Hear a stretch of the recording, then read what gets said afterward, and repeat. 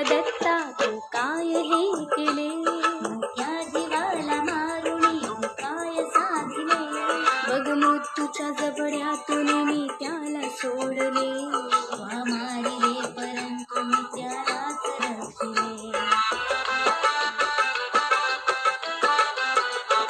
उपदेश हा मला तू नको शिकवू गौतमा, मला हे तत्वज्ञान नको सांगू गौतमा, शिकार करणे क्षत्रियांचा धर्म गौतमा, माझ्या शिकारीवर माझा हक्क गौतमा.